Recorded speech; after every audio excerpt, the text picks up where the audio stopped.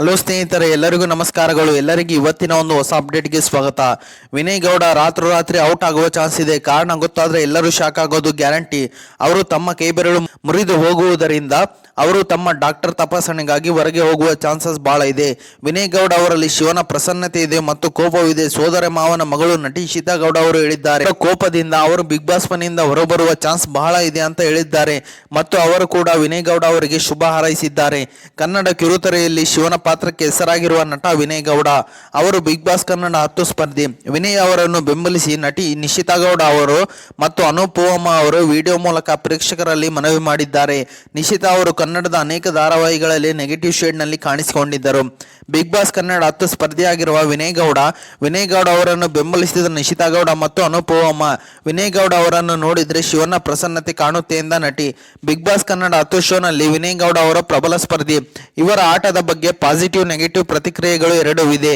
ವಿನಯ್ ಅವರನ್ನು ನೋಡಿದರೆ ಸಾಕ್ಷಾತ್ ಶಿವನನ್ನು ನೋಡಿದ ಹಾಗೆ ಆಗುತ್ತದೆ ಎಂದು ನಟಿ ನಿಶಿತಾ ಗೌಡ ಅವರು ಹೇಳಿದ್ದಾರೆ. ಈ ಮೂಲಕ ಅವರು ವಿನಯ್ ಗೌಡ ಅವರಿಗೆ ಬೆಂಬಲ ನೀಡಿ ಎಂದು ನಿಶಿತಾ ಗೌಡ ಮತ್ತು ಅನುಪಮ ಅವರು ಮನವಿ ಮಾಡಿದ್ದಾರೆ. ಬಿಗ್ ಬಾಸ್ ಕನ್ನಡ ಸೀಸನ್ 10 ಶೋನಲ್ಲಿ ಕೇಂದ್ರ ಬಿಂದು ಆಗಿರುವ ರೀತಿಯಲ್ಲಿ ವಿನಯ್ ಗೌಡ ಇದ್ದಾರೆ. ಬೈಯುವವರಾದ್ರೂ ವಿನಯ್ ಅವರನ್ನು ಹೊಗಳ್ತಾರೆ, ಹೊಗಳುವವರಾದ್ರೂ ವಿನಯ್ ಅವರನ್ನೇ ಹೊಗಳ್ತಾರೆ ಎಂದು ಹೇಳಿದ್ದಾರೆ. ನಮ್ಮ ಮನೆಯ ಹುಡುಗ ಅಂತ ಹೇಳ್ತಿಲ್ಲ. ನಿಮಗೂ ಗೊತ್ತಿರುವ ಹಾಗೆ ವಿನಯ್ ಅವರು ನನ್ನ ಸೋದರ ಮಾವನ ಮಗ, ನನ್ನ ತಂಗಿಯ ಗಂಡ. ವಿನಯ್ ಅವರನ್ನು ಅಗ್ರೆಸಿವ್ ಅಂತ ಹೇಳುತ್ತಾರೆ. ನನಗೆ ಆ ರೀತಿ ಅನಿಸಿಲ್ಲ. ಇತ್ತೀಚೆಗೆ ಟಾಸ್ನಲ್ಲಿ ವಿನಯ್ ಗೌಡ ಅವರ ಕೈಗೆ ಪೆಟ್ಟಾದರೂ ಕೂಡ ಅವರು ಅದನ್ನು ಯಾರಿಗೂ ತೋರಿಸಿಕೊಳ್ಳದೆ ಹಾಗೆ ನಡೆದುಕೊಂಡಿದ್ದಾರೆ. ಅದನ್ನು ಅವರು ದೊಡ್ಡ ವಿಷಯ ಮಾಡಲಿಲ್ಲ ಎಂದು ನಿಶಿತಾ ಗೌಡ ಅವರು ಹೇಳಿದ್ದಾರೆ. ನಾಮಿನೇಷನ್ ವಿಚಾರ ಏನೇ ಇರಲಿ, ವಿನಯ್ ಅವರು ತುಂಬಾ ಈಸಿಯಾಗಿ ತಗೊಂಡು ಆಡ್ತಾರೆ.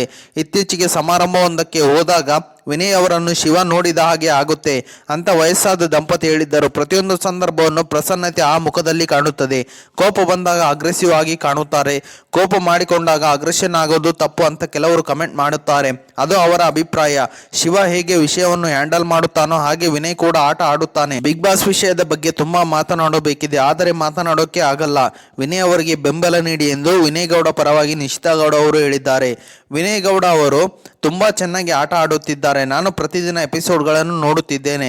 ನನಗೆ ಬಿಗ್ ಬಾಸ್ ಶೋನಲ್ಲಿ ಫಿನಾಲೆಯಲ್ಲಿ ವಿನಯ್ ನೋಡಲು ತುಂಬಾ ಬಯಸುತ್ತಿದ್ದೇನೆ.